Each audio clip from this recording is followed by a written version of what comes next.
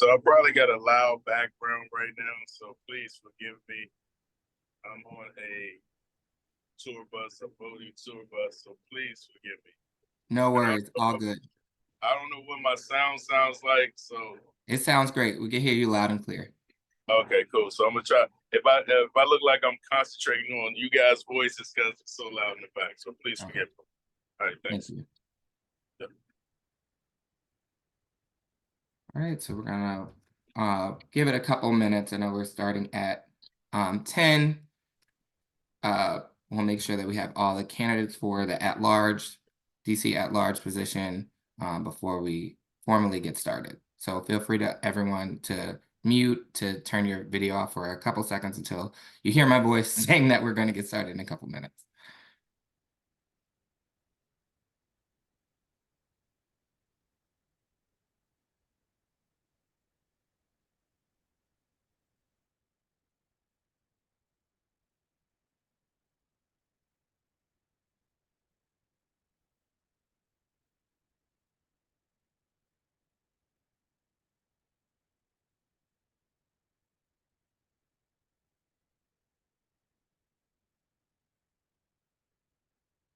And I know people are monitoring the waiting room, so we'll have people, I'm sure, coming in slowly but surely.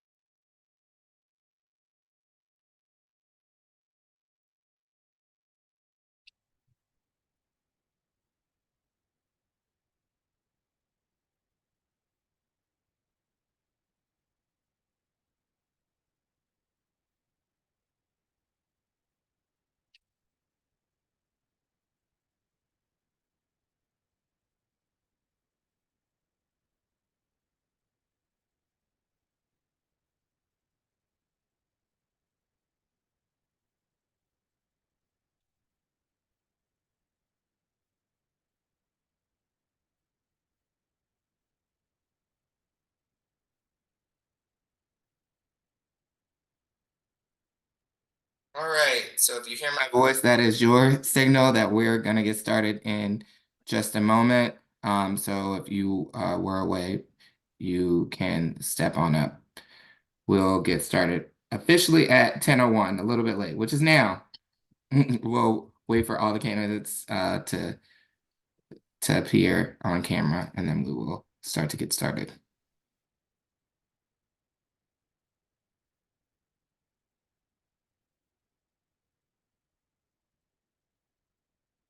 All right. Good morning. My name is Michael Donaldson. I am the chair of the Washington Teachers Union Committee on Political Education. We are joined here to have our candidate forum for the June DC Democratic primary. We are starting with our at-large forum, and we are going to have a few words from our president, Jacqueline Pogue Lyons, to start us off. Good morning, everyone. And just like Michael, I'm going to keep it short and sweet. And my only job today is to thank everyone for coming here. First, I want to thank our wonderful members for showing up virtually on this wonderful, cool, rainy day in the spring. I want to thank our General Vice President, who helps to put everything together politically and legislatively for the WTU. I want to thank our wonderful chair, Michael Donaldson for his hard work this year and the support that he gets from our Secretary, Laura Fuchs. Also want to thank the wonderful folks who are going to ask questions today and who come to our COPE meetings and do the dirty work of putting this all together. Chantel Fuller, I want to thank Nathan Sparks, Alice McNeil, Dylan Craig, and last but not least, I want to thank our wonderful folks, our staff, Mike Rowland, and our wonderful people from the AFT, Erica Johnson. And of course, I want to thank our candidates, especially those who answer the phone when I say you got to come out here for this action, particularly actions for our contract, and particularly actions that help keep our students and our teachers safe and give them the wonderful working conditions that they need so that they can get the wonderful outcomes that we need in our city today, especially knowing that we're still suffering from the effects of COVID. So this forum is really important. So thank you again. And thank you, Michael. I'm going to be quiet and hand it over to you. That's going to be amazing for everyone to see me be quiet. So you got the floor, sir. Thank you. All right, thank you again, President Pogue Lyons. We are going to get started. Just a quick rules reminder for each section, each candidate will have 1 minute to respond. We're going to give some leeway on the first question, which you'll see why.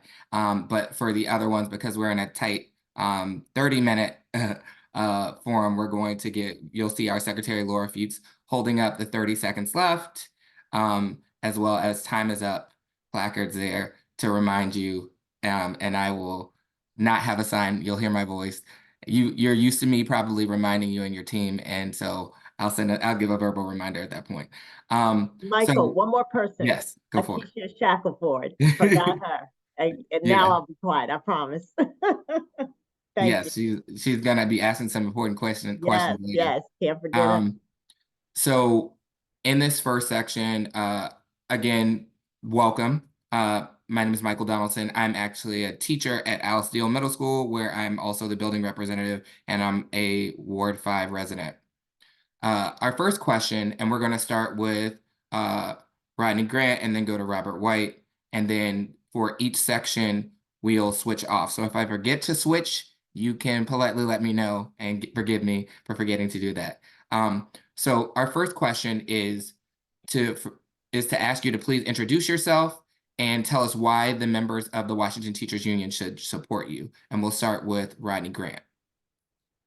Okay, well, thank you so much. And I want to apologize for being on a loud bus, but I think I've already let you guys know. But I want to thank you guys this morning, and I want to thank the WTU, Washington Teachers Union, for inviting me out. To me, education is the #1 priority, and it should be for everyone. It should be our #1 focus, from funding all the way down to innovative programming, all the way down to bringing back vocational education to Washington, D.C. schools to give our young people an opportunity to be great so they can get away from this early death that's going on in our city. That's why I became the chair of public relations of marketing and bringing back vocational education to Washington, D.C. schools, teaming up with Black Women for Justice to make sure that we give our kids an opportunity. See, it's going to take a boots on the ground approach to education right now. That's why I'm standing with teachers, students, parents at Susan Middle School, where I graduated, I'm alumni from, to keep them from shutting down that school, just fighting with our principal, Green. Thank you. And I want to continue to fight with our students. You know, this is going. I have 30 more seconds, right? No, our time is up. Sorry. Oh, okay. No, I'm so sorry. Thank you so much. All right, Robert White. Thank you so much for having me. I appreciate the work that WTU does. I also have appreciated the partnership over the years. I've turned to you all, as you know, many times for thoughts on policy and partnership and how we handle issues. What I know, and I try to live this every day, is that educating our young people is the #1 most important thing that we do as a city and as a government. We can't do that without good teachers. But good teachers doesn't mean just bringing good teachers in the door. It means keeping them here. That's why, since I've been on the council, I have fought for teacher retention. I've introduced and passed bills that I've worked on with teachers to help keep you in the building and keep you in this profession. That is why I've pushed so hard to hold leaders accountable. No fake metrics, but real progress. And that's why I fought consistently and vocally to get rid of the impact teacher retention evaluation. I've recently introduced legislation to do a massive expansion of vocational education. This is something I'm hearing from teachers and students. I have stood and marched with you all on picket lines, which I will continue to do because I believe so firmly that we have got to support our teachers. And I'm a DCPS parent, so I'm vested in this. Thank you. Thank you so much. So we'll switch off and we'll have Robert White answer the first question, and then we'll have Rodney Grant answer the same question. So for our next round, these are this is an at-large seat, so issues citywide have a great effect on what you all will do to support not only teachers but our community, our students. So firstly, there's a pattern of behavior in DC where contract negotiations go years past the contract expiration date. How will you use your oversight and legislative authority to ensure timely collective bargaining agreement? And what actions will you take if it appears that DCPS is not bargaining in good faith? We'll start with Robert White. Michael Donaldson, thank you so much for that question and for moderating today. What I'm going to do is continue to be vocal in oversight hearings, even hearings that don't have to do with contract negotiations. I make sure I raise this issue. I'm tired of seeing us so far behind the ball and having to negotiate far past the expiration of contracts. That is causing morale issues within our teacher workforce, and that is a fixable issue. I will continue to look for legislative options to address these issues, to force the mayor and our school leadership to the table to negotiate in good faith. But I'll also continue to use my feet, working with you all to join you on picket lines to make sure that I'm doing everything I can as a representative, as a citywide representative, to move this issue forward. As I said in response to the last question, we cannot have great schools without great teachers, and we can't have great teachers if they keep leaving. Thank you. Mr. Grant. Thank you for that question. Well, we have to really fight for our teachers in this collective bargaining agreement. Every year the council, the government says they're going to do this and they're going to do that. And every year our teachers keep waiting, and they're going to keep waiting and keep waiting because our leaders are not being held accountable. We got to make sure we hold our leaders accountable on a daily basis. We got to make sure our engagement with our students are up right now because our students are the ones suffering right now. And the PARCC scores tell it. Our teachers are fighting hard every day for our students.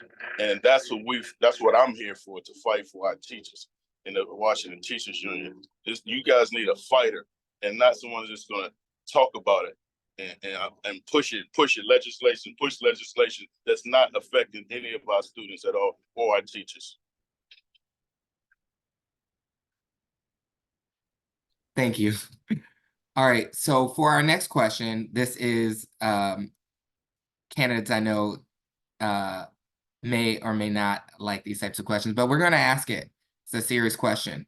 Will you vote for teachers? And I'm going to dial it back a bit. We heard about the impact evaluation system earlier.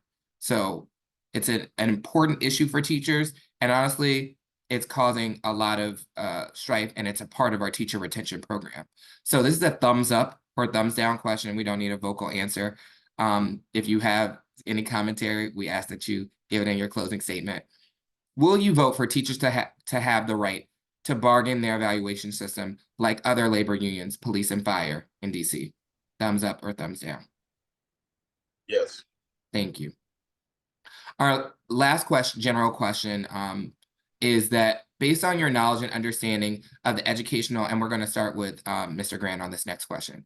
Based on your knowledge and understanding of the educational landscape in DCPS, how will you use your legislative authority specifically to improve teacher working conditions and student learning conditions? Because here at the WTU, we know that there's a link, right, between what goes on with teachers and their working conditions and allowing them to be prepared and for students to do their best in the classroom. So what specifically will you do legislatively to increase or to better the working conditions for teachers and the learning conditions for students? Mr. Grant. Well, first of all, working conditions for our teachers and students is imperative for a learning situation. I'm working with Dunbar Senior High School, Eastern Senior High School to implement programming right now so our kids can have extra learning and extra curriculum activities afterward. See, programming is the key for me, and we got to keep fighting for our teachers and our young people and keep programming. You know, our programs like Don't Shoot Guns, Shoot Cameras have changed the way people look at our students. We're teaching them filmmaking from thought to theater, and they're getting it. And I think it just has to be more innovative ways that we teach our young people that they want to learn. So I just want to continue to fight for our teachers every day. You know, anybody who knows Red Grant, you know I'm fighting for our teachers. Anybody who's on here who knows me, I'm out in the community and I'm present. It's not going to happen down in the building on Pennsylvania Avenue. It's going to happen because we're present in our community, present in our schools, and we got to continue to be present for our teachers and our young people. That's what I do. Thank you. Thank you. Mr. White. Thank you. The teacher working conditions and learning conditions are inextricably linked. So specifically for learning conditions, our students need to be in schools that are safe and are healthy. The city and the administration have not been meeting the mark despite having enough funding to do it. That is a leadership issue. We also need teachers who can and are able to address the learning needs of our students. Every student doesn't learn the same way, which means we can't teach every student the same way. And the more we try to push teachers into these narrow boxes and don't allow them to be professionals, the worse off our students are. I say this as a guy who ended up graduating from college, law school, studying overseas, but from 3rd grade through 11th grade, failed every single grade because I didn't learn like my peers. We need our teachers to be able to do their jobs. That is why I have written and passed legislation on teacher working conditions, to listen to teachers about the things they're saying they need in order to do their jobs better and stay, and to require those in legislation. Thank you. And I know these are pretty quick rounds. So for both candidates, if you feel that there's something else left to say, you'll have a 1-minute closing statement at the end. So our next question is about this at-large race. It's about how the issues that are coming up across our city and what we can do to, and they're related to education, and a lot of them are related to the community, right? Because there's also an inextricable link between education and community. So this is, again, we've heard about teacher retention. We've heard a little bit about specific schools. I want to know citywide, what strategies will you employ to ensure you're actively supporting each ward regarding their educational needs? So this is for Robert White, and then later we'll hear from Rodney Grant. It is a relatively simple answer. And not just every ward, but every school community is unique in its own way. That is why we have to be listening to our individual schools and school leaders. They know what they need in order to keep their students. Let me give an example. Whittier in Ward 4, incredible school, has been doing great work for years. Work continues to get better. They are getting traction with neighborhood families. When they undergo a modernization, if those kids are swung miles away, a lot of those families that live in the neighborhood are going to go to other schools just because they are closer, not because they want to. This is not the type of information that the chancellor or the mayor has. That is why we have to make sure we are maximizing and listening to the voices in individual school communities. Now, we know that no one school or person in a school can call all the shots, but we're going to do better work in modernization and retaining teachers and families if we are giving a real meaningful voice to individual school leaders and listening to WTU. Thank you. Mr. Grant. Well, this is not rocket science. For years, you guys have been complaining about the treatment of WTU. This has been going on for 7 years, 8 years, on and on. No one's been listening. You know, I have a beautiful 15-year-old who just graduated from Deal Middle School. She went to Johnson Middle School in 7th grade, then went to 8th grade at Deal. And I see personally the differences between the funding, who's getting funding. You know, if you go to Johnson, you see so much lack of funding over there. You know, we had to go and get our own paintbrushes and paint the school, you know, and help Principal Coleman. You know, we went over there ourselves to do that. You know, that shouldn't happen. There should be funding that's going toward these schools that take care of that. And when you go up to, you know, Ward 3, it's not as bad. And we got to get this together to the point where it's fair for every school, and every school is going to benefit, and every kid. Thank you so much. Thank you. Our next question is about school safety, and our secretary will keep me on track with time if we're running out of time for these questions, and I will keep track of the time. I see it. So we've heard a lot about school safety, community safety.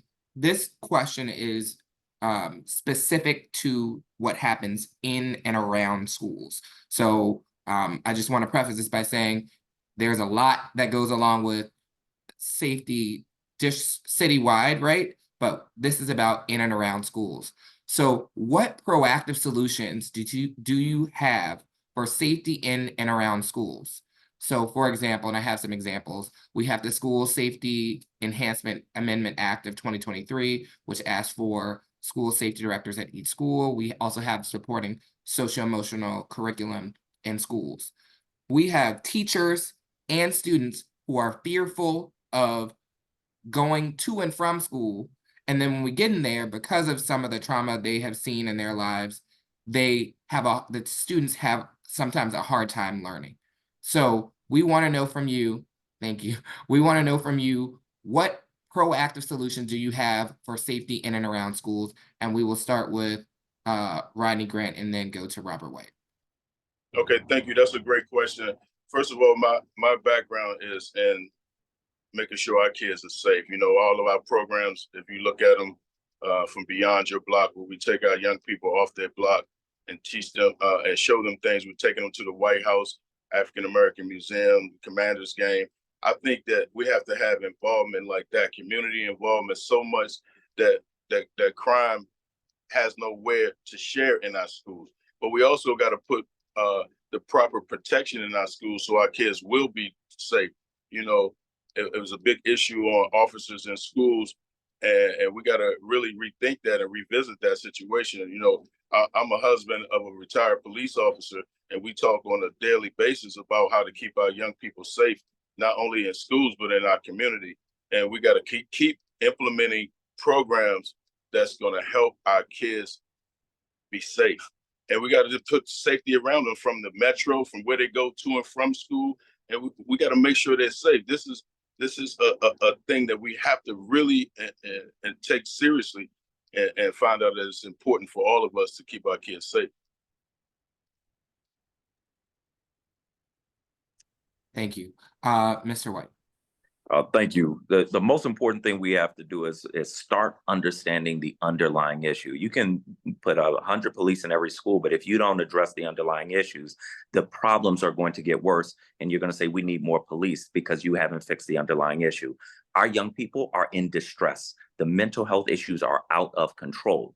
Instead of just sitting on the sidelines and letting this happen, I've created a free master's in social work program working with the University of the District of Columbia so we can get help to our young people so they stop acting out in these ways. We also need to expand and get serious about safe passage. If you go back to my first education hearings on the council when I was first elected in 2017, I was talking about safe passage needing to be implemented. Today, it is there, but it is still not implemented wide enough, nor are we doing a good enough job implementing it. The reason I'm a co-introducer of the school safety director bill introduced by Councilmember Parker is because, back to the earlier question, each individual school understands the needs of their school rather than taking this one-size-fits-all approach. So we can address the security issue if we are listening to our schools and addressing the underlying issues. And I have plans for that. Thank you. And I'll look at our time because we want to save a couple more minutes. I will, we heard you. I'll ask one more question. And if our members have questions, they can ask them in the chat and we have someone who will help me upvote them. I heard you both speak about vocational education in our schools. What do you specifically support because many of our students, college may not be the right choice for them, and that's a choice that they have to make. What will you do to make sure that there's a pathway to not only college, but career? We know that testing doesn't necessarily, when we talk about Park and now DC Cape, every student is not going to go to college, nor should they, right? So we want to make sure that there's a pathway for them to be a thriving citizen who doesn't have to resort to other means. So we will start with Mr. White and then go to Mr. Grant, and then we'll have our closing statements. Absolutely. Thank you. My father-in-law is a retired journeyman electrician. Having a daughter and a son-in-law who are both lawyers, he still helped us in the early parts of our adulthood because he had the income in retirement to do that. Our young people can do that as well if we create the right opportunities.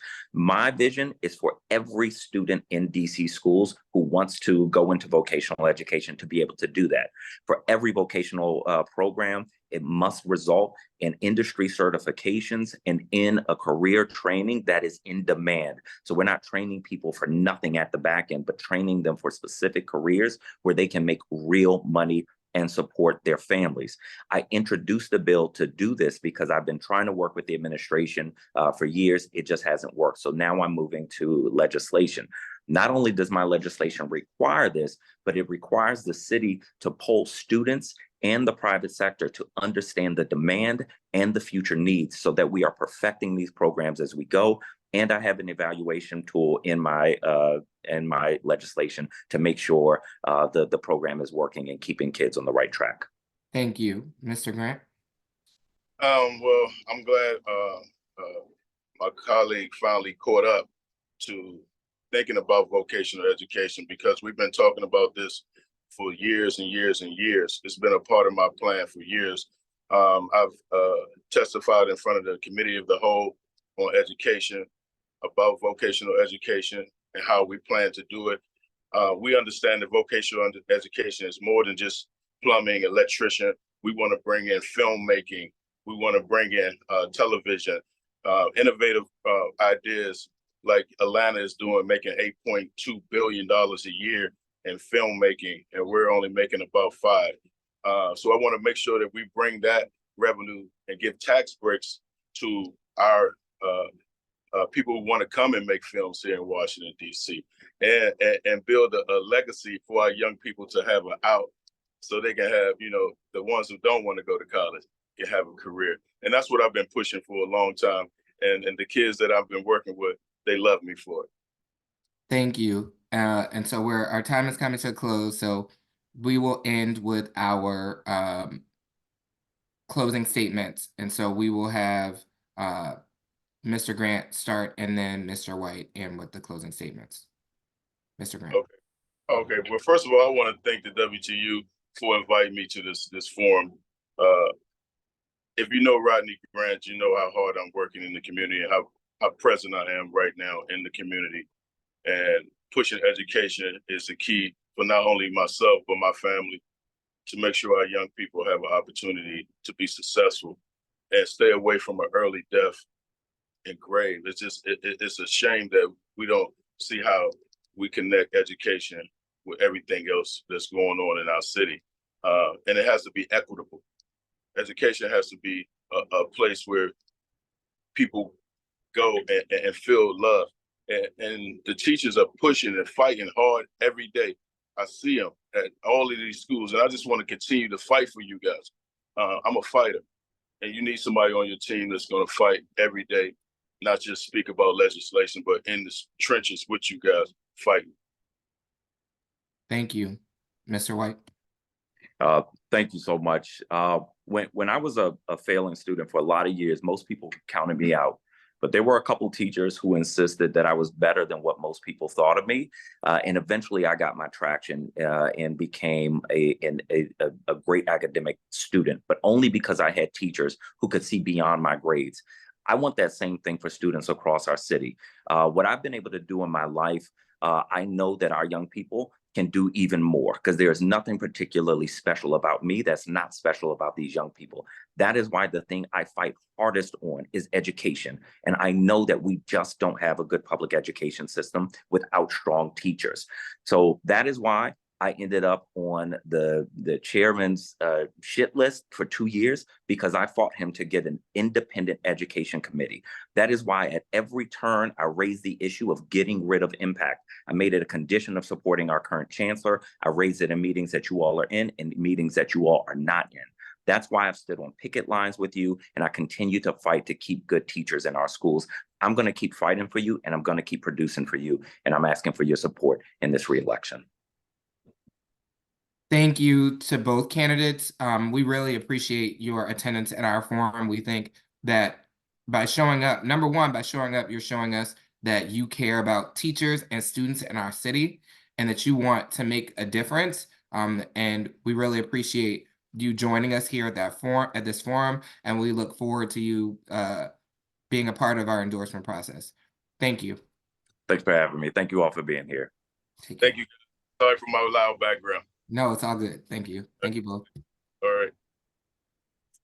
So for our members, we are moving to transition to our Ward 8 forum, and we will have our Ward 8 candidates join us here.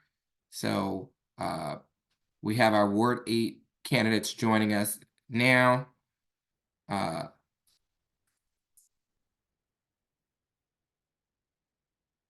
And we'll take just a brief moment.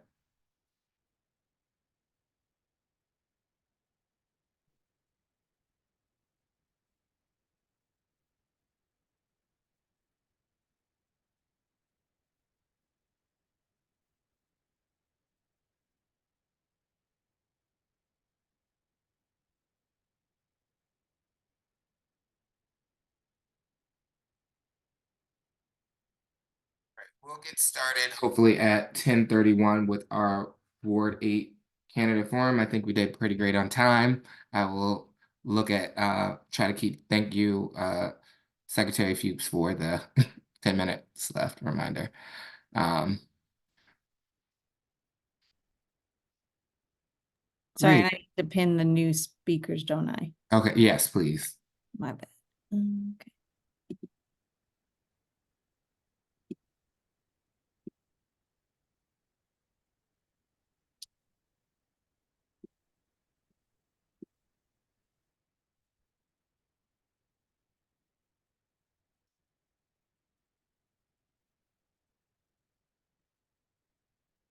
All right, I think we have great video for all our candidates here. So we'll ask that our candidates, we're getting started. So for those asking questions and for our candidates to have their cameras on, ready to go. So when you're ready, I'll know that we'll be able to start. All right, sounds good. All right, let's get started. Hi, I'm Michael Donaldson, Chair of the Committee on Political Education for the Washington Teachers Union. We are excited to have you here for our Ward 8 candidate forum for the June DC Democratic primary. We are here with Washington Teachers Union members, and we're going to have a brief introduction by our president, Jacqueline Poglines. very brief introduction. I just want to again say good morning. I want to thank all our candidates for coming out this morning. Again, want to thank our leadership of the WTU, which includes Journal Vice President Regina Bell and Secretary Laura Fuchs. Want to thank our committee chair Michael Donaldson for putting this all together, and want to thank again all the folks who are going to be asking questions today and who've been supporting COPE.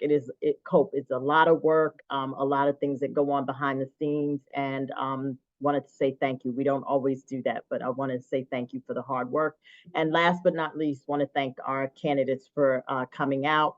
A lot of pressing issues that we have to deal with as the Washington Teachers Union. Number one is a contract. We were successful, thanks to many of you on the city council for getting a contract after 3.5 years, but we are back at the table fighting again for another contract. Again, a contract we're fighting for in tough budget times, always having delays. Since COVID, we know that our teachers have been worried about the safety, the environment, and making sure that our kids get great outcomes. And they can only do that if we have a stable workforce, which is, many people don't know, but our average teacher is in their early 30s. And I could go on, but it's critical that we focus on education. And I truly believe in my heart that education is the key to making our city what I know it can be, a great shining star, not just because it's the capital, but because it is filled with wonderful children who deserve the best. Thank you. Thank you, President Pogue Lyons. Again, I'm Michael Donaldson, Chair of the Committee on Political Education for the Washington Teachers Union. I'm also a teacher at Deal Middle School and the union rep there, and a Ward 5 resident. With that said, I just want to give our candidates a quick reminder of how the forum will go. We're going to start with an introduction, which you'll hear from me very shortly from each candidate. We'll start in alphabetical order by last name, and then the people who are moderating this portion, Aikisha Shackelford and Chantal Fuller, are going to oscillate between the candidates so that there's not the same order. Each candidate will have 1 minute to respond to each question. You'll also see from our Secretary Laura Fuchs, 30 seconds left and time is up. And then at the end of our forum, you'll see a 10-minute warning. And that will let us know that we need to come to a close, and we'll have closing statements for 1 minute from each candidate. So with that said, we'll start our first question, which is our introductory question. So we'll have, and again, in this order, we'll have Mr. Adolfo, Mr. Branch, and then Mr. White in that order answer the question, and then it will oscillate thereafter. The first question is for you to please introduce yourself and tell us why members of the Washington Teachers Union should support you. Good morning, everyone. I am Salim Adolfo. I currently serve as the chairperson of Advisory Neighborhood Commission 8C, and I believe that the Washington Teachers Union should endorse me for several reasons. I've been an advocate of education and supporting education in a variety of ways, whether it's having after-school programs at the Berry Farm Rec Center, doing all that I can to support schools with DGS requests as a commissioner, helping to go in and just repaint Hart Middle School's library, or helping students after school with their math homework, things of that nature. And I'm also an advocate for making sure that we can have more mental health days for educators. I've been supporting that legislation, as well as student loan repayment for educators as well. And I'm the only candidate here that's qualified for fair elections, which I believe is a very strong component of making sure that we can support public institutions. Furthermore, I believe that a proper education for our children can help increase the safety of the public safety needs of our community, and education is the foundation of that. Thank you. Thank you, Mr. Brown. Greetings. My name is Rockman Branch. I think the reason why the Washington Teachers Union should consider me is because I'm the only candidate that's been an educator. I've spent most of my career in youth development and in education. I've actually affected the outcomes of young people's lives directly and indirectly, whether it's working with young people directly, supporting and nurturing the nurturers of young children. I am one of the folks who helped creation of the proper facilities for young people, whether it was fighting for the STEM education budget for Woodson High School many years ago, or getting the $8 million city council renovation for Ballou turned into a $147 million new build. I'm a key lever in that change as well. I've also inherited a school that was listed as the most dangerous school in the city. And by most accounts, as I left that school, it was now one of the safer high schools in the district. And we saw gains across the board in outcomes for young people. And I did that by investing in the adults who invested in children. Thank you. Thank you. Councilmember White. Thank you. My name is Treyon White. I currently serve as the representative here, the Great Ward 8 of DC City Council. I'm also a graduate of DC Public Schools, Frank W. Blue Senior High School. My grandmother worked in DCPS for over 30 years. I've been a part of the Washington Teachers Union family since you guys' endorsement in 2012. So for over a decade, we've been united as one front. When teachers' pay was on the line, I was there. When leaders consistently have issues with repairs in their buildings, I work with DGS to get those things done. When 15 of our Ward 8 schools were underfunded, I created legislation and funded those schools. I think you also support me because historically I have a track record of supporting you guys. And so I'm happy to be here today to participate in the forum. And hopefully I can get your endorsement again to continue the great work here in Washington, D.C., especially with our teachers and our educators. Thank you. We are now going to move into questions by members of our Committee on Political Education who are very tapped into what's going on around the city. So we're going to start with Akeisha Shackelford, who will introduce herself. Hello, good morning. My name is Akeisha Shackelford. I am a DC native. I graduated from DC Public Schools, and I'm a homeowner in the District of Columbia. I currently teach at Sousa Middle School.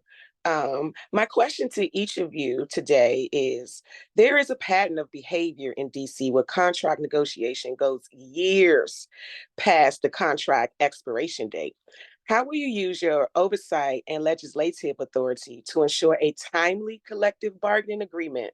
What actions will you take if it appears what actions will you take if it appears that DCPS is not bargaining in good faith?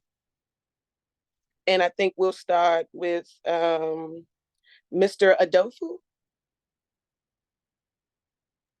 Yes, thank you. So I think that we have to utilize the power of all elements of government. I would want to bring in the Attorney General into that space to make sure that the laws can be enforced when it comes to negotiating these contracts. I think that part of it should also be that there should be timelines that's in place and that we should leverage our weight for this performance oversight hearings or it's during budget season to make sure that these contracts can be renewed. I would also want to bring in residents into this mix, into this conversation. I think we have to apply pressure from all angles to make sure that these contracts can be fulfilled. Thank you. Next, we'll go to Mr. Branch. Thank you. So I think it's important to make sure that transparency exists on every front. And one of the ways to do that is to make sure that the negotiations actually have legislation tied to them, make it mandatory that negotiations have to be had during a certain amount of time. I think it's also important to make sure that as we're going through this process of negotiations, that when you do have performance oversight hearings, that becomes a conversation that exists in that oversight. That should be aligned to a KPI for the District of Columbia Public Schools, just to make sure that, again, that we're focusing on nurturing the folks who are nurturing young people. I think that's a powerful piece in making sure that our children, our most important residents in some fronts, are getting exactly what they need. Lastly, Mr. White. Thank you. There are, from what I continuously see, there are already deadlines that we have in place. And quite frankly, the administration has gone past it over and over again, installed tactics just to not get to a landing place that works for them. And so what I have done and will continue to do, just 2 weeks ago, I met with Mayor Bowser about the current contract being done. And, she kind of evasively went around it. But part of my job is to galvanize people around thoughts and ideas. And I think that you all have done a remarkable job by bringing it to the forefront, but we have to get the teachers, we have to get the parents and the community involved about what we need to make sure we take care of our educators. And so I have been supportive at the rallies, at the interviews, and in the community about teacher equity and pay and getting these new contracts signed. Thank you. This next question is just a simple thumbs up or thumbs down, which you can show on the screen. Will you vote for teachers to have the right to bargain their evaluation system like other labor unions, such as the police and the fire department in DC? So thumbs up, will you vote? Thumbs down, will you not vote? Okay, thank you. So this next question, we'll start with Mr. Branch. Based on your knowledge and understanding of the educational landscape in DC, how would you use your legislative authority to improve teachers' working conditions and student learning conditions? Ooh, so thank you for that. I'm gonna try to be brief. So I think ultimately, one thing that has to initially happen is that we have to make the bottom line is what works for young people and the people who are now supporting those young people. So making sure that one, there are adequate resources in the schools that we're supporting. I go back to again having a STEM school at Woodson without a STEM budget. How we now making sure that those programs are being funded equitably and adequately so that the enriching programs that we have for young people, especially those who aren't necessarily going to pursue college after high school, have what they need. That also means making sure that the teachers have the resources to now utilize in order to make sure that learning happens for young people. I think one way that you have to make sure that happens legislatively is to put in place a funding measure that really is aligned to what every program requires, and that per pupil funding is transparent and it's not on a sliding scale as it's been for a really long time. Thank you. Mr. White? One thing I think that our schools should not be in limbo every year, wondering can the administrator keep this teacher or keep this other administrator here based on our funding formula. We have to have consistent budget with consistent leadership. I think I've been supportive of increasing the per pupil spending formula 3% on a number of occasions. I think that we have to have more accountability when it comes to how the money is being spent, and also allowing teachers to have a pot of money they can draw down from so they won't have to spend their funds over and over again. I think that we have to create a vehicle where teachers can be heard. There are a lot of gripes and grumbling with teachers, but they're afraid to speak out for fear of retaliation. And so they come to me, they text me, DM me about their issues, and I bring those issues to the forefront. I think that once you create an ecosystem that gives people a voice, it allows us to be more adherent to the needs and services that teachers need to be successful in our system, that we can keep people in our system and not have a high turnover rate. Thank you. And lastly, Mr. Adelfu. Can you repeat the question, please? Based on your knowledge and understanding of the educational landscape in DC public schools, how would you use your legislative authority to improve teacher working conditions and student learning conditions? Right. So first, I would want to support the legislation that was introduced to increase the number of mental health days for educators, making sure that there's a wellness coordinator at every school for educators. And like I said, again, the student loan repayment program for educators. I think that if we can put our educators and our administrators in the best space possible where they can be healthy, by default, they would be in a better space to educate our children. Making sure that the working environment, the educational environments for our children is better, is making sure that the facilities are where they need to be. I've gone into MLK Elementary School several times to speak to the principal there, and the HVAC system is just not working. The same could be said in some instances for Hart Middle School. So making sure that the facilities are where they need to be, and not doing it in the beginning of August when we're returning to school so we can say we're doing something for the schools, but doing this all year long so that we can make sure that this process is completed throughout the school year when these things are breaking down. Thank you. I turn this over to Chantel at this time. Good morning, everyone. My name is Chantal Fuller. I am a Ward 8 resident and homeowner. I'm also a pre-K CES teacher at Whittier Elementary School. So I have a few questions. First, we're going to kind of talk about overall enrollment. And the first question is, what will you do to increase public school enrollment, particularly in the Anacostia High School feeder pattern? And we will start with you, Mr. Adolfo. All right, thank you. Well, one of the things I would do is continue the relationship that Anacostia has with UDC. I think that bringing some of the programming that they have there and increasing the opportunity to matriculate into UDC would be a great opportunity for our children there. I would also want to see more vocational classes at some of our high schools. That way that we can create pathways for children who may not want to go to college so that they can have skills that they definitely need. And finally, I would definitely want to make sure that we continue to work on safe passages with parents in the neighborhood. I know a lot of the concerns that some of the parents have are around the public safety of our children. So I would definitely want to make sure that we can increase that and put some of our parents' hearts at ease to make sure that their children are going to a safe environment. Thank you. Mr. Branch? Thank you. So I think a few things that I'm sorry, I was sitting here writing while you were talking. So a couple things I think are important is one, you have to make sure that you're stabilizing staffing at these schools. One of the problems that I had as a public school principal was seeing the number of children, the influx of children that were coming to my school, which went way beyond the staffing model. So you want to stabilize staffing in schools so that teachers aren't going from having a classroom with 22 children to classrooms with 35, and 37 children, and then having to figure it out because there's no source for that. I think there has to be programming that is aligned to not just the interest of children, but programs that are cutting edge to really introduce people to coming back to the ward and do away with the concept that a great education happens somewhere other than right here in Ward 8. Incentives have to be put into the schools, not just for the adults, but also for the young people and for the community as well to be involved in the process of education. Amenities that exist, parents have to, when they are asking the question of where to send their child, what are we offering in our schools? That makes young people feel like it's a place for them. Thank you. Thank you. And Councilmember White?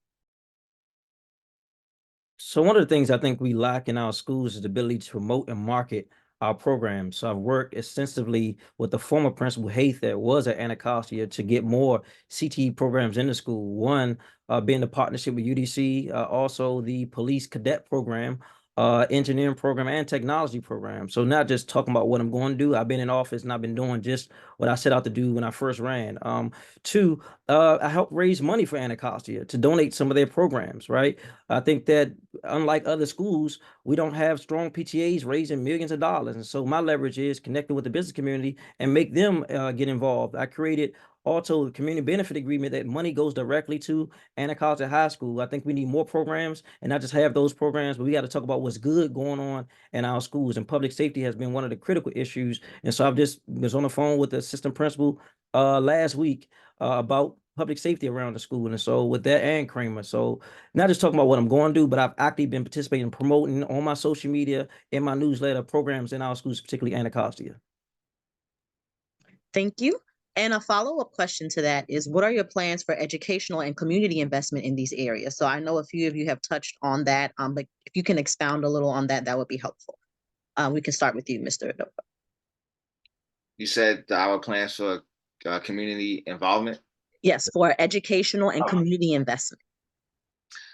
Well, like I said earlier, making sure that we can have some of the programming that we discussed. I think that it's important to make sure that we engage the families in the process, working with some of the after school programs that we have, working with the Connect the Schools managers to make sure that the outreach to other community institutions, organizations, and families are stronger, especially here in Ward 8. And most importantly, having ongoing conversations with the residents about what's happening in our schools. I don't think it's a one-time thing during performance oversight hearing or whenever there's hearings. There should be regularly scheduled meetings that we're having with our school communities. And I think that what's also important is to bring in other factors as well, as we see with some of the job placement programs, we see with some of the nonprofits, having that be a continuous conversation around education, public safety all of the time, I think has to happen. Thank you, Mr. Branch. So if I hear the question correctly, and I hope I'm answering it properly. The things that I would definitely do to engage the community here, and I started this at Baloo when we built the brand new building. One of the things that was important to us, and it didn't happen, which shows that we're thinking ahead of the curve, is we wanted to make sure there were entrepreneurial endeavors in our school. What are young people into? They want to find ways to start new businesses and get involved in entrepreneurial efforts. So we worked to get a cafe into the school because young people knew that they wanted to have something like that in their school. We have to have robust CTE programs, and those programs are things that will really help young people not just identify how to be a great worker in different industries, but how to be a great entrepreneur and owner in those industries as well. We have to make sure that there are community spaces in our schools, and again, the design at Blue is specific to that reality. We want to make sure the community knows this is a place that is not shut off to them, but that they're involved. And not only do we hope that they're there, we're making space for them there. And then finally, I want to really investigate building a vocational ed program, a high school around vocational ed here in Ward 8. We have lots of jobs that no longer require college, a college reality, and we need to invest in that future for young people as well. Thank you. And Councilmember White. One thing I've been keen on is bringing awareness to the business community in conjunction with our local schools, and that's with true investment. We have a lot of businesses in DC that's making money over fists each and every day, and taking that money and going elsewhere. In fact, I just met with Monumental Sports last week, and I introduced them to the program at Johnson and at Blue Senior High School 2 days ago. Because they're going to do some internships with Monumental Sports. I've done the same thing with Microsoft. I've done that with other businesses. I think that we have a thriving business community here in DC that we're not making sure they work with our schools. I also created a construction program with Anacostia with Davis Construction. They build in our community. I made sure that they give back and create an opportunity, not just people to do construction, but the back office of construction right here in our community. So just connecting the business community through the investments to the community itself, and also to our students and our parents to get jobs and careers right here in Washington, D.C. Thank you. Okay, and then following up slightly, Councilmember White, in your questionnaire, you specifically mentioned providing opportunities for young men of color. Can you expand on that? What legislation have you proposed, and what legislation or initiatives will you propose? And also, before you answer, the other candidates will have a chance to answer the question. We just gave this question to the incumbent first. So again, Councilmember White, you mentioned in your questionnaire that you are providing opportunities for young men of color. So can you elaborate on what you have done when it comes to that regard? Absolutely. So I volunteer inside of 3 middle schools currently to connect youth and young adults to careers and opportunities. I also just spoke on how I'm connecting some of the business community. I know that Johnson and Blue has a production program. Why are we not connecting to those businesses in our community that are doing just that? And so I've done that. I've also had forums. If you've seen in my social media, we have forums inside the school. We bring in some prominent figures that's from DC that come and speak back to the youth, not just talking on that one day, but also on Principal Branch. We had it when he was there at the school. And so we continually do that to bring positive imagery in front of our young Black men who have to know there are people who are successful that look like them across the world that came from the schools that they come from. So I can essentially do that and support also the sports organizations by paying for some of our youth to travel out of town, out of the country, to go to combines, to get their talent exposed to other places they can get scholarship to college. And so I've been doing that. I look forward to continue to do that with your help with the Washington Teachers Union. Thank you. Thank you. And we'll start with Mr. Adolfo. Can you describe some legislation or initiatives that you will propose to support our young Black men in the school district? Yeah, so just recently I partnered with Baloo High School to bring Whitman Walker Health to the school for National HIV/AIDS Awareness Day to make sure that young people can get tested. I have a HBCU tour in which I take children for free over to a variety of the HBCUs in the DMV area so they can get exposed to those things, and doing a STEM after school program, which focuses mainly on making sure that we can strengthen our math skills where we have some gaps at.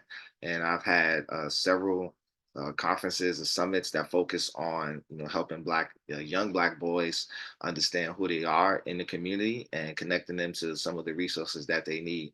But I firmly believe mostly that we also got to support them in the home as well, and not just around things academically, but getting them some of the support that they need in the home space. And first and foremost, I'd say also trying to be as much of an example to them in the community and providing them with opportunities to shadow me as a commissioner so they can learn from that perspective as well. Thank you. Thank you. And Mr. Branch? Very important question. SHOT report says that 37% of Black boys graduate from DC public schools on time. So that means that we're not getting something right, because I don't believe Black boys have a genetic predisposition to failure. So we have to begin looking at what we're doing first. And ultimately, the things that we should be doing is speaking the language that speaks to young people. Financial literacy courses, grades 6 through 12, have to begin to happen for young people to begin to identify where they're going and the end game that they want when they talk about entrepreneurship or opportunities that exist outside of college. I would definitely make sure that we're doing legislatively some work around really pouring money back into the Commission on Father, Men, and Boys, who have done programming in the past with the Summer Youth Employment Program to really identify the interests of these young men, and even tying that to some of the things that they have to do in school and even after school and during the summertime. So there are things that exist. We just have to make sure those government entities that already exist are tied together to be way more intentional about capturing what young people need. Ultimately, making sure also sorry. Okay, thank you.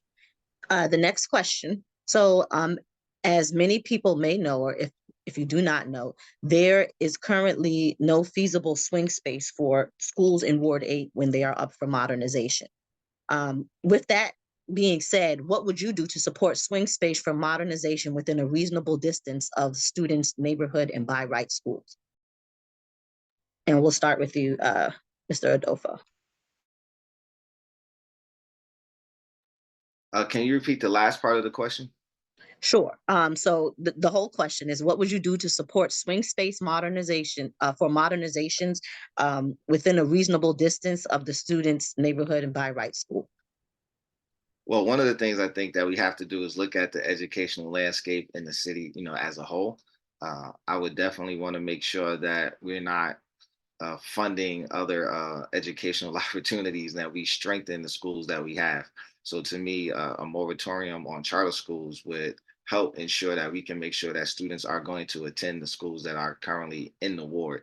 So that's one of the things that I would do. Then I would also want to make sure that we're funding the schools that we currently have to make sure that they're increasing their capacity to make sure students will want to attend those schools and that families will want their students to attend those schools. Thank you. Thank you, Mr. Branch. I think it starts with examining our current inventory. There are lots of school buildings that are being given away for a myriad of reasons at different points. So really examine our inventory and make sure that we're thinking about the issue of swing spaces modernization comes along as a first step. When we examine those spaces and we identify that inventory, we have to make sure it's still up to code, not letting buildings fall apart just because it's not being currently used, because swing space becomes a reality and an issue. There's a necessity also when we identify swing space that people are made to feel like that building, that space isn't as temporary as it may be, that we really invest in the programming that we want in that space, the kind of security that space needs, and the safe passage of folks who are now moving through different communities, things that we haven't thought about when we've identified safe passage. I mean, when we identified swing spaces in the past, we have to begin doing now. People are, not selecting schools based upon those moves because they're thinking about the day-to-day reality of going from home to this new space versus what they've done in the past. Thank you. And Councilmember White. Thank you. So one of the things I've consistently worked on is moving our school renovation plans up in the budget process. Historically, our schools have phase 1, phase 2, phase 3, and we never get to phase 3 in most of our schools. So I've worked to get those up in the pipeline. Second, we had swing space, which was Furby Hope.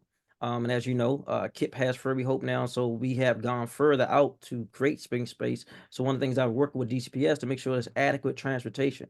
One of the things I've been pressing DCPS about is not just moving kids to that location, but also creating trailers right there close to where the former school is being modernized and renovated to ensure that kids and families don't have to travel. Traveling has consistently been a barrier to receiving a quality education and getting kids on time and affecting truancy rates. And so we have to be smarter. We have to be more strategic about how we renovate, how we modernize our schools, get them moved up in the pipeline, and ensure that we can build and have them educated right in the same space. Thank you. Thank you. And Councilmember White, this one is for you, and the other candidates will have a chance to answer as well. As the incumbent, what legislation have you introduced, passed, and funded during your 2 terms to address the number of issues facing Ward 8 teachers and schools? Thank you. I introduced and passed the At-Risk School Funding Transparency Amendment Act of 2019. I've introduced and still pending, which is my mentoring bill. I don't know the exact name of the bill off the top of my hand. I'll send it to you after this. That's getting incorporated into another bill that will be funded in this budget cycle that ensures that all students and parents who want access to a mentor have a right to get access to a mentor. I have a bill also pending now about school safety, which empowers youth and young adults to, while they're in school, to be able to get paid through DOS by working as a peer mediator in their own schools. There are several other measures that I passed related to CTE programming in our schools. I don't have the actual name of the bills before me, but they're all public information. And sometimes what people don't know, when I create a bill, we create bills that get wrapped up in other larger bills and get passed through. So we might not always get credit for those bills because they become a part of a larger bill. But we have, I passed over 33, 10 pieces of education related legislation and 33 related to schools and general legislation as well. Thank you, council member. Mr. Adolfo, we'll reword this question for you. What legislation will you introduce, pass, and fund to address the issues facing Ward 8 teachers in schools? Oh, first thing, I would definitely want to make sure that the legislation around mental health days for educators is pushed, as well as um, the student loan repayment program for educators, and making sure that there's a wellness coordinator for educators. Thank you. Thank you. Mr. Branch? So I think it's important that we identify the way to support our teachers through student loan forgiveness legislation as well. I think it's important to also really examine how we fund teachers who are looking to be homeowners in the district. It would be great to have our, our service providers, our nurturers of young people, to be able to exist in the city that they're supporting. It's also very important that we make sure that we pass legislation that really stamps and holds true equitable funding for schools, not based upon the traditional weighted student formula, because I've seen that become a sliding scale at many a turn, but really identify what static funding, at least static funding that doesn't decrease at any point, looks like for young people, to make sure that our at-risk populations, their families, and the folks who serve them have the resources needed to meet the end game of providing a globally competitive education. Thanks. Thank you. What other proactive solutions do you have for safety in and around our school communities? We'll start with Mr. Adolfo. Once again, making sure that we have better oversight over our safe passage programs, seeing if there's possibilities for us to provide transportation to and from school for students, and also looking at the communities in which we have around our schools and strengthening those communities. I've talked to several principals, and many of them would like to see the return of SROs to some of our schools. So that would be something that I would strongly consider in making sure that we can create the environment around our schools. A lot of times we have incidents that happen adjacent to our schools, but not directly in the school. So we have to look at the larger community as well. Thank you. Thank you. Mr. Branch? Yeah, I think it's important to recognize that teachers, staff members, et cetera, aren't crime fighters, right? And when Baloo saw its dramatic decrease in violent issues, not just in the school, but in the neighborhood surrounding it, that happened because we poured into young people with programming and with insight that was different than fighting crime. By allowing young people to experience a myriad of experiences that were different than what they were normally seeing or hearing or feeling, became a key lever in young people making better decisions. So in the regards to the crime issue or the safety issue, I want to make sure we're investing in the kind of programming that really speaks to young people's interests, that has them invest their time, their energy, and their perspective into things that drive them to places they haven't seen before. We've created robust programs around world travel.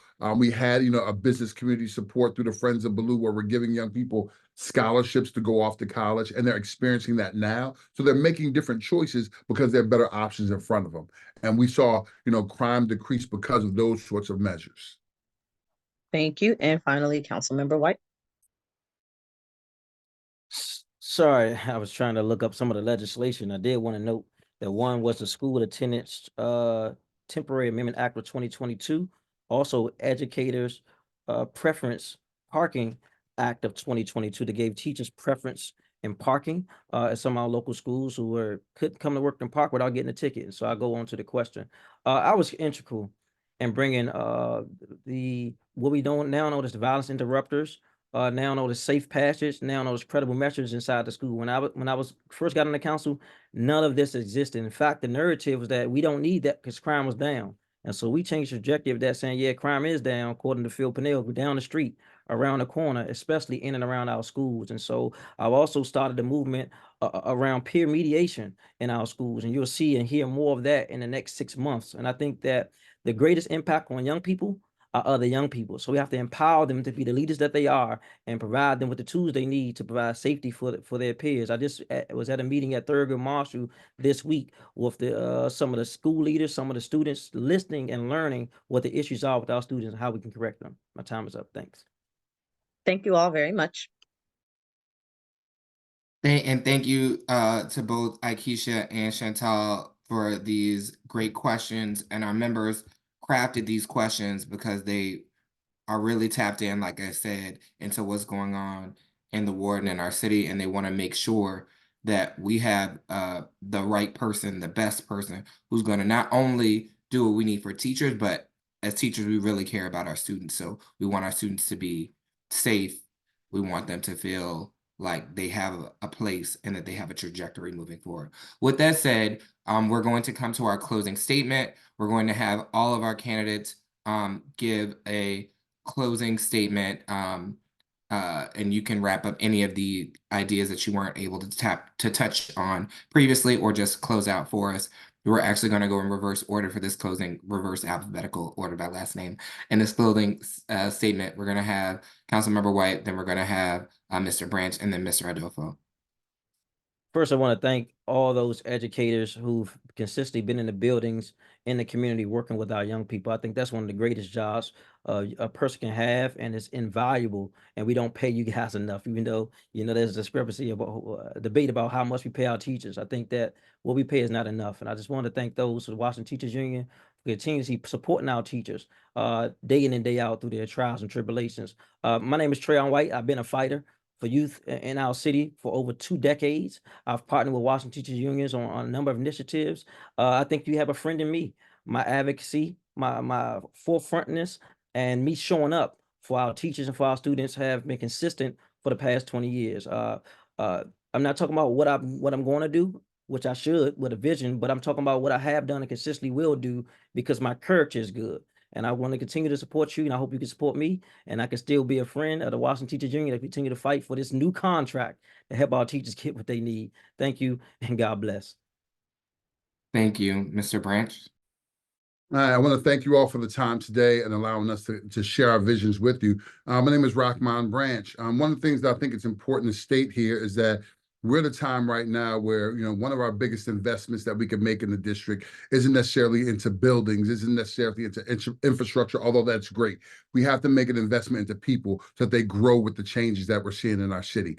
We can't have a district that is now devoid of the very talent that is here currently. And I think we're on that trajectory if we don't invest in the needs of young people and the people who serve them. I want to make sure that it's important to state here that, Ward 8 has more children in it than any other ward in the district. And if elected, Ward 8 will have the most informed council member on education in the entire district representing them. I think that's an important issue to consider when considering your next selection. And I think Rockmont Branch, having a history of 20 plus years in education here in the District of Columbia, can represent the needs of the children and the folks who support children and teach children best. So I hope that you consider that when you make your decision, and thank you. Thank you, Mr. Adolfo. Yes, once again, thank you for providing us with this opportunity. I believe that education is the foundation of our community, and the stronger we can make our educators and our students, the better our community would be. I think that education is the pathway to us to having a safer community. The more educated we are, the more resource we will be, and then the better and safer our communities will be. When I look at education and the current landscape that we have, it just didn't start overnight. And if we want to see some improvements in our educational system, we're going to have to do something different than what we've been currently doing. And I think that having staff members, having people who are supporting me now, who are primarily educators, shows that I'm definitely connected to and willing to be part of that solution. Moving our community forward from an educational standpoint, I think is the best way to go. And therefore, I think that I'm the best candidate because I would make education a priority of mine, especially when you come into the council seat in January. You'd be right at performance oversight and budget oversight hearings. And so I would want to make sure that education is at the forefront of everything that I'm doing. Thank you. Thank you to all the candidates. Like I said, this is a very important forum for you to hear from those people who are in front of our children every day. So thank you to all the candidates, and we look forward to having you be a part of our endorsement process and supporting us moving forward. Thank you. We are going to transition to our last forum of the day with our Ward 4 candidates. So for our members, we will have, we'll take a couple minutes before 11:15 to get that done. Again, and I didn't say this before, but I'm going to say it now so that it is on recording. Thank you to our members of the COPE. Thank you to our e-board, our president and vice president. Thank you to Akeisha Shackelford and to Chantal Fuller for sure for asking those poignant questions. I'm sorry, just before I let people in, it is just the candidates, correct? Yes, yes. Did you all see that Trayon said he's coming to Baloo for our action on Monday? Yes, he's still on. He's still on. Yeah. No, that's sorry. okay. He's good. And we encourage everyone to come to our action at Baloo on Monday. Baloo, 3:30, Monday. Be there. Get that contract. All right. We are having our candidates for our Ward 4 forum come in. We are going to get started hopefully at 11:15. So we can finish up here and our members can get to our actual endorsement process after the forum. So for those joining us who are candidates, when you have your mics muted and your cameras on, I'll know that you're ready for us to start our forum, and then we can go ahead and get started.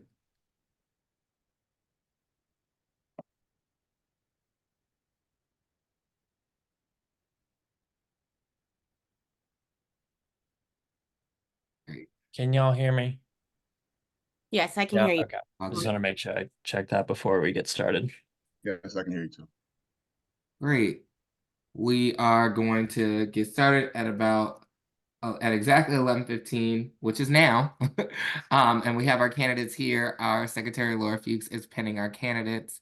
And our members may be asking some questions in the chat, which we may have the opportunity to get to at the end of near the end of our forum today. We'll go ahead and get started. Good morning. My name is Michael Donaldson, chair of the Committee on Political Education for the Washington Teachers Union, and I'd like to welcome you to our Ward 4 candidate forum for the June DC Democratic primary. We're going to hear a few words from our wonderful president, Jacqueline Polk Lyons. welcome everyone. I definitely want to thank our candidates for coming out today, and most definitely want to thank our members who are here to participate in the political process in the city. Also want to thank the leadership of the WTU, want to thank General Vice President Bell, want to thank our Secretary Laura Fuchs. Also definitely want to thank Michael Donaldson, who is chair of COPE, and all the folks who participate in COPE, putting this wonderful forum together. A lot of the work that takes place to put this together happens behind the scenes, and I'm forever grateful because they make my work less ongoing and hard. So I'm so appreciative of that.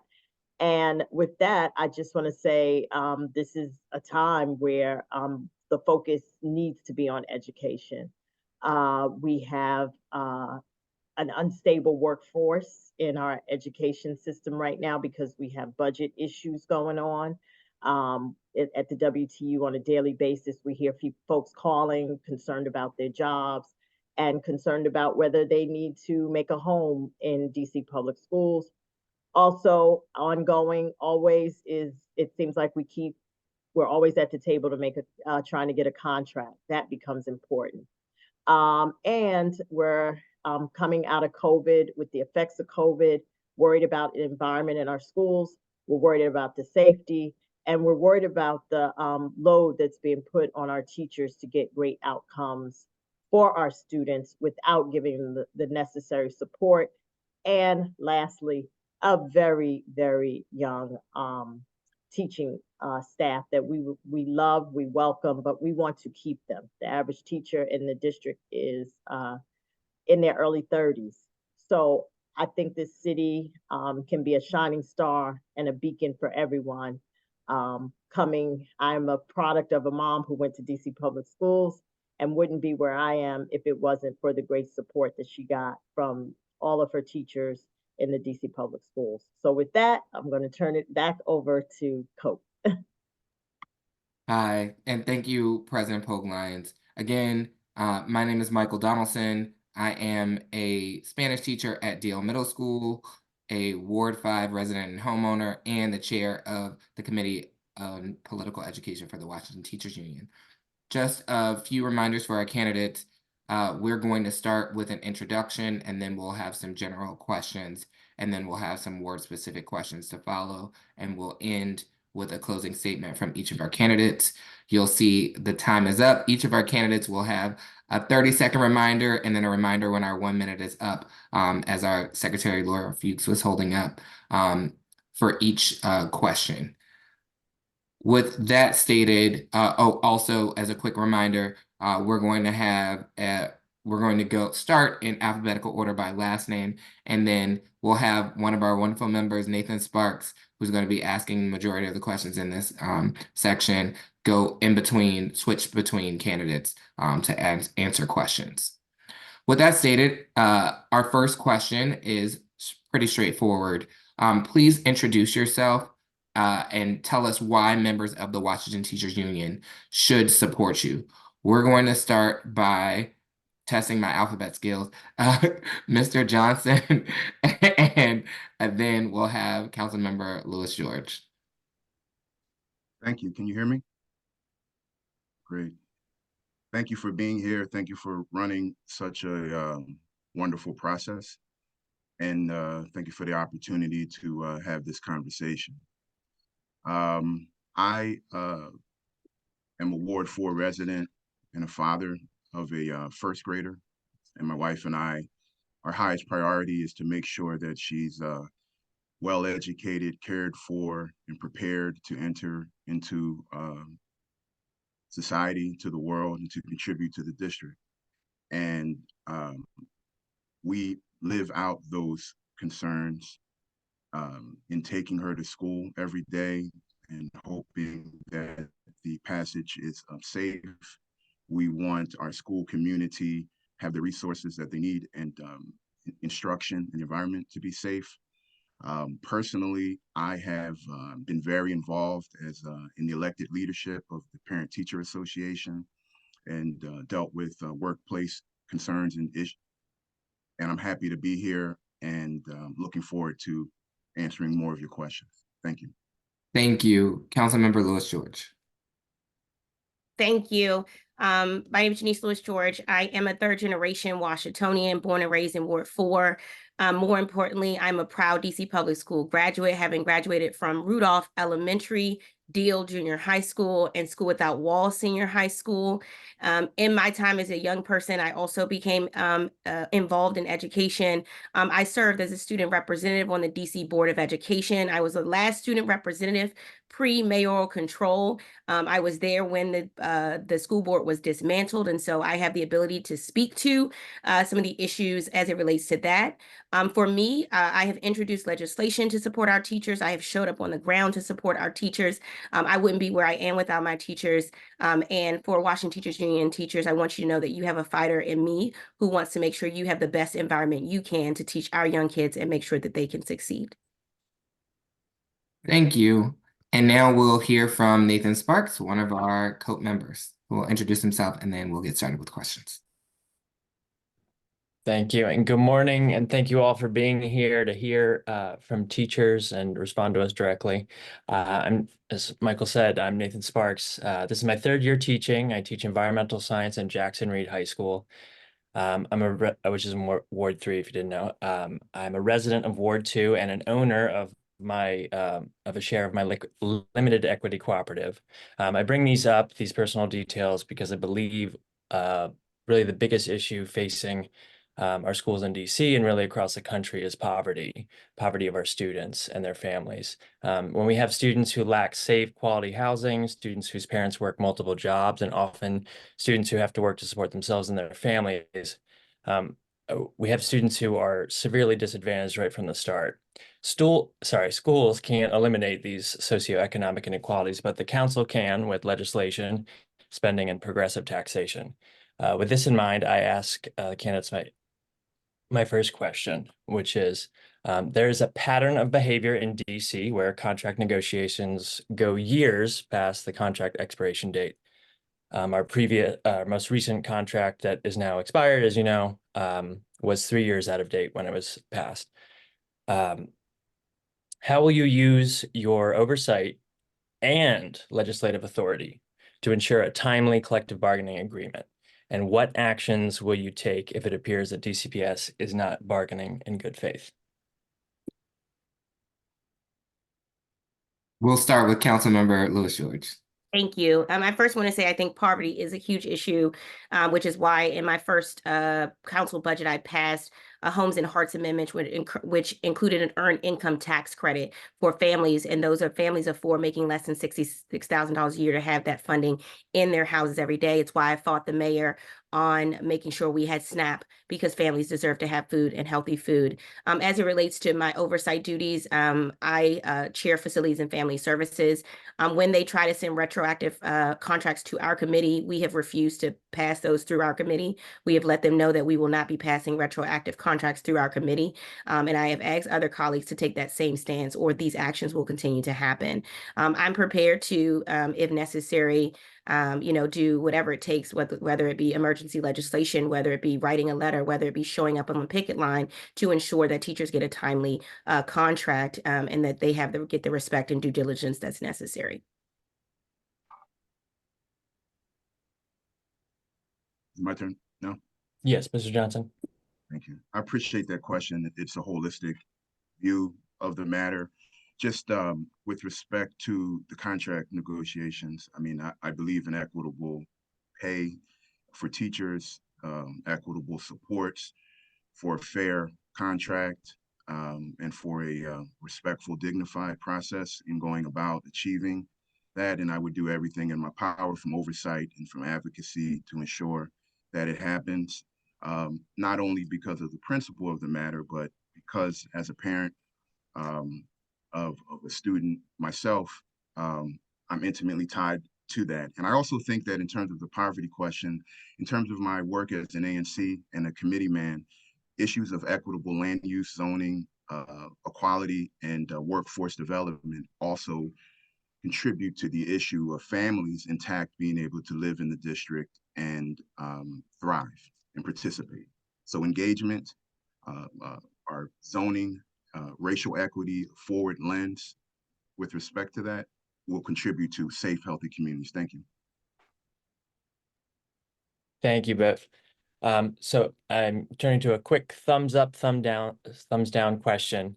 Will you vote, yes or no, for teachers to have the right to bargain their evaluation system, just like other labor unions in our city? I'm thinking police and firefighters do. So thumbs up for yes, thumbs down for no. Yes. Thank you so much for that. And my final question for this part, based on your knowledge and understanding of the educational landscape in DCPS, how would you use your legislative authority to improve teachers' working conditions and therefore student learning conditions?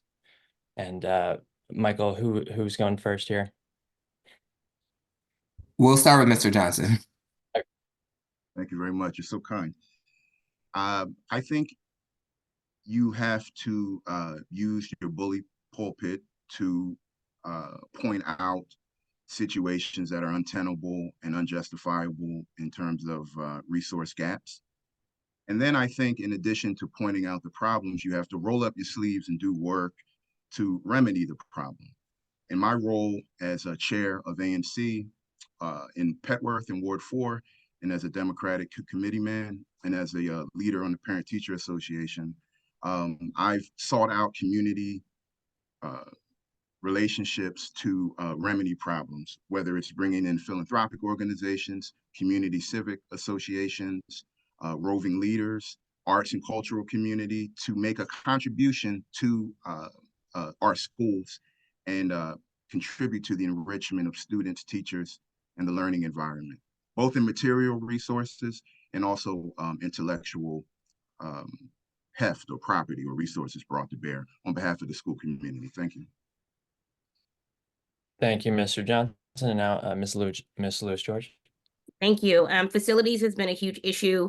As you know, before I even became facilities chair, I was going to every ward for school before the first day of school, the week before, and then I started going even earlier to make sure our facilities were in place. I started identifying chronic issues, and then when I identified those chronic issues, I introduced legislation to deal with that. Work Order Integrity Amendment Act, which is something that we ask DCPS when teachers are putting in work orders and they're not getting done or marked complete. And so we said, look, if you don't fix it, we're going to have to legislate it. And we did legislate it. And we were able to pass the Work Order Integrity Amendment Act to make sure that the facilities were done well. We did the same thing with Safe Routes to School as we talk about surrounding the schools. I was tired of fighting with DDOT about making our schools safe around our schools. And so I legislated through the Safe Routes to School Act, funded it, passed it so that it be implemented. In addition to that legislation, we also did the same for digital equity. Our teachers were not having the materials they needed before the start of the school year. So we introduced, funded, and passed legislation through the Digital Equity Act. And so for me, it's about not only having legislation there, but then following up with oversight as well. Thank you. Thank you, Ms. Lewis George. All right, so for the next part, each candidate will have a 1-minute response for each question. So let's say it's almost 11:30 here. Should have time for what, maybe 4 questions, Michael? All right, so I'm going to get started sort of on the course that Ms. Lewis George was just talking about in terms of the work orders. First question here, what more will you do to ensure that work orders are resolved in a timely manner? For example, the Work Order Integrity Amendment Act of 2023. Yeah. What more work we're doing right now, we created a checklist for school readiness checklist. We're now doing readiness tours without people knowing them for school winter readiness and summer readiness, putting DGS on a timeline as far as when HVAC systems have to be there, as well as boiler, putting additional funding into preventative maintenance and ensuring a preventative maintenance schedule that helps us improve our schools in that regard. And I'll continue to do the oversight work around, we've had an issue now recently with elevators. That's an area of focus that we're doing. And so it's not about just, it's about showing up in the schools, being on the ground and calling BS when you see BS as it relates, because they will say it's fixed and then I will go and it will not be fixed. And so it's really about seeing it for yourself and then being able to make the changes in a swift manner. Thank you, Mr. Johnson. Thank you. Appreciate the question. I think we all can identify problems, but I think it takes leadership and an ability to work with others and an ability to work with others that may have differing views to provide and work towards solutions to problems. And I think that we also need to look around corners with respect to school readiness for the year. We know from talking to teachers in our school communities where some of the problems are. We need to anticipate and look around corners a little better. And then I think we need to work with all branches of government better and have good working relationships to achieve results. And we need to tap into the wealth of resources within our community, which I've done in my work as a community leader here in Ward 4 in Petworth through my elected positions and as a parent. Thank you. Thank you. All right, let me move on to my next question. What other proactive solutions do you have for safety in and around our schools? Go to Mr. Johnson first. Thank you. As I said, I'm very much rooted in my community. I am called upon by businesses in our commercial corridors, whether they're on Upshur Street or whether they're on Georgia Avenue, when there's public safety concerns around substance abuse, opioid awareness, and these initiatives that I've worked with stakeholders on. I've drawn in a multitude of stakeholders within our community to actually solve problems, whether it's opioid overdose awareness day, when we had our prevention centers, when we had non-governmental actors like HIPS, whether we've had McFarland or Roosevelt, and the business community that also donates resources to raise awareness, provide safe passage. And I think that it takes all of us together, mature leadership, focused on solving problems and working together, and not just antagonism. Thank you. Now, Councilmember Lewis George. Thank you. When it comes to safety around schools, what I've done is take a coordinated approach, both in our Petworth area, as well as in Manor Park. An example of that is we engage every entity.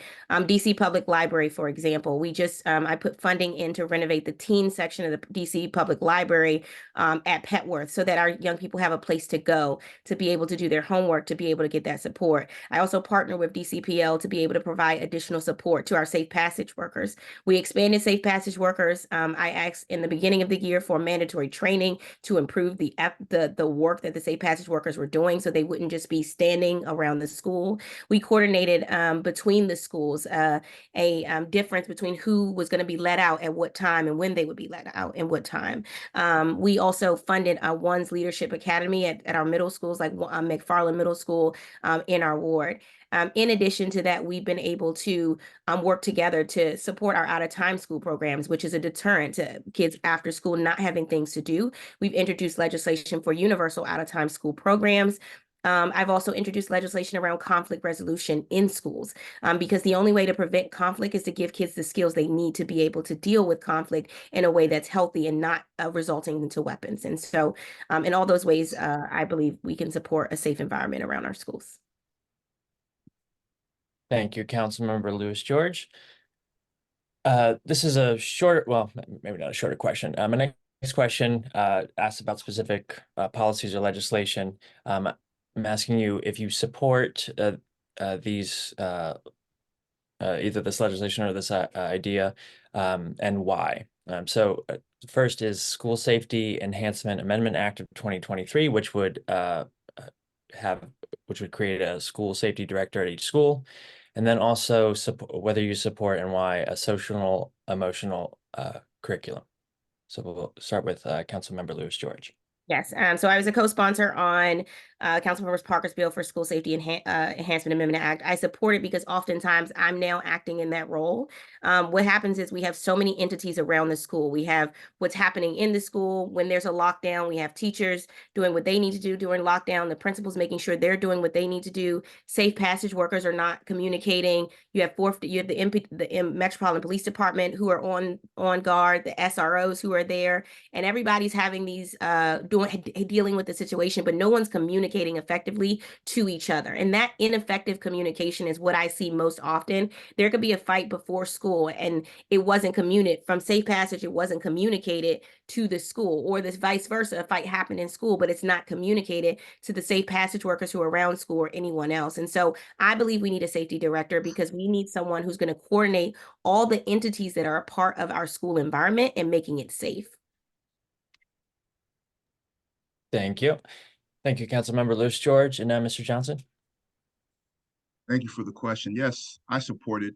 I think there needs to be some work though, because I think the key is community collaboration, drawing upon the resources that are within the community. And I know this from my work. I know this from my work as a, I'm sorry, I was reading the sign. I know this from my work as a mediator. I'm a mediator at the DC Superior Court. I've advocated with council members during the last budget cycle to get mediation included in housing, tenant disputes. I've mediated inside of DC jail for our citizens coming home. And it's practical, functional experience from being in the ground and being in the schools that help to contribute to real school safety. And I also would say licensure infrastructure with respect to mental health and therapists, particularly dual language therapists, being able to deal with children in this school that are under the throes of trauma. And the requirements need to be such that that can be realized and take place. Thank you so much. Thank you. All right. Next question. What will you do to support swing space for modernizations within a reasonable distance of the original school location? We'll go with Mr. Johnson first. Swing space, yes. With school modernization, the displacement of students and families is an issue to be addressed that's happening all over the district. And certainly that's happening here in Ward 4. And I think that we need consistency of positions from council member with respect to our approach. We need a little bit of foresight and looking around corners. We need a good working relationships with the executive branch and other stakeholders in order to mitigate problems and not just talk about it. And I think that we need creative solutions that involve the families, the caregivers, as well as the community members that will be affected by finding a accommodating space that works for all the stakeholders in the community, the parent community, as well as neighbors in Ward 4 or in the Manor Park. Thank you so much. Thank you, Mr. Johnson. Now, Councilmember Lewis George. Thank you. So we have a swing space problem in this city. And right now, the advocacy is inequitable, and I recognize that. When we look at, we gave up too many of our schools. When we disposed of our schools and sold them to charter schools and sold them to other entities, that meant we didn't have enough schools for swing space. So you have the issue in Ward 8 where they don't have a swing space, and their closest swing space right now is about 5 miles away from any of the schools there. Their swing space is in Ward 7. The same goes for Ward 7 and Ward 5 and other schools. They don't have a swing space that they need right now, and that's because we didn't foresee this issue. So we're going to have to do that. Now in Ward 4, I have had to be a real estate agent and create the entities to be able to have a swing space. I was able to let Truesdale not go to the minor school, but go to the Sharp school. I just recently fought for Whittier to be able to have modular spaces and won that fight to have modular spaces near their campus so that students don't lose out and their schools don't suffer. I also introduced legislation called the Swing Space Transportation Support Act, which will require DCPS to budget for transportation if a swing space is located more than a half mile from the school's original address. But I remain committed to doing the legislative work, the oversight work, and sometimes the real estate work to be able to make sure our schools have a swing space. Oh, sorry. Thank you, Councilmember Lewis George. We have time for one more question, since so you'll have time for your closing statements. Sort of similar manner, or related question, what will you do to resolve overcrowding in our schools? Let's start with Councilmember Lewis George. Yeah, that's going to be the greatest issue for Ward 4. Right now, we have elementary schools that are overcrowded, middle schools that are overcrowded. We have our elementary school, Lafayette, for example, is the most overcrowded elementary school in the city. Our high schools, middle schools alike are overcrowded, Ida B. Wells included. Roosevelt, we were just able to solve with the moving stay, but that will still only be a temporary fix. So we're going to have to look at what our capital projects and figure out how we're going to add additional space for our schools, or we're going to have to look at, are we going to have to add additional schools to be able to deal with that? Now, that's an entity where I'm proud of, because it means people are buying into their by right schools and their feeder schools, and I'm incredibly proud of people buying into our feeder schools. But the reality is that we're going to have to create have a real capital plan around what we're going to do as far as adding space to our schools, or adding additional schools to meet the demand of our communities. Thank you, Councilmember Lewis George. Now, Mr. Johnson. Thank you. Hate to sound like a broken record, but robust, equitable community engagement is essential in everything in my approach when I'm elected the council member for Ward 4. I think that there is an overcrowding problem. I think the way that the counts are done in the beginning of the year that don't account for the increases in population over the course of the year are important to think about for funding formulas. I think that the boundary study needs to be closely sort of monitored and regulated. And I think that housing, the affordability crisis, workforce housing, and how we have oversight with respect to zoning, racially equitable zoning, family size units, also need oversight and advocacy that contributes to population challenges. So it takes a holistic approach that requires leadership, experience, and working together with various stakeholders to effectuate a positive result for the problem. Thank you. Thank you, Mr. Johnson. And we're at closing statements. So Mr. Johnson, if you would take your 1 minute closing statement, please. Yes. Thank you so much for the opportunity. I have a lot of respect for the Washington Teachers Union and your members, and you all provide an essential service for our society in the district. I am looking forward to continuing the conversation. I'm looking forward to advocating for these principles, which I've spoken about. And I think that I am looking forward to using my talents and skills and broad-based personal and professional experiences to draw from the full spectrum of our community. That's from being a long-term substitute teacher in high schools and middle schools, from being a mediator, dealing with trauma, working with people in conflict, and also in my role as an elected official, as chair of ANC and a Democratic committeeman, advocating for monies in the budget to strengthen our communities, to have healthy schools and healthy, intact, viable neighborhoods. Thank you so much. Thank you, Mr. Johnson. And now, final statement from Councilmember Lewis George. Thank you. Again, incredibly grateful to be here with you all. I say every day, I would not be who I am without my DCPS teachers, and I mean that wholeheartedly. And thank you for the work that you do. In these last 4 years, I've been able to do a lot of things on the ground, from touring every DCPS school in my ward every year, to spreading that throughout the ward, creating a checklist for that, ensuring funding for librarians at every DCPS school in my fiscal year 2020 budget, now a guaranteed position, introducing and passing and funding legislation through DCPS Technology Equity Act, through Safe Routes to School Act, through Work Order Integrity Amendment Act, been able to solve overcrowding at schools like Roosevelt, 7 years ahead of what the mayor's schedule was, while ensuring Truesdale got the swing space in Ward 4 and kept Whittier and LaSalle Bacchus on their schedule, and also solving overcrowding for them. I've been able to use my position in Facilities and Family Services to ensure funding for maintenance for school budgets every year, passing laws requiring DCPS to check locks and doors and issues every year. And so I want to say that I will continue to use every power I have legislatively, budget, being on the ground, doing the oversight work to make sure our teachers are better.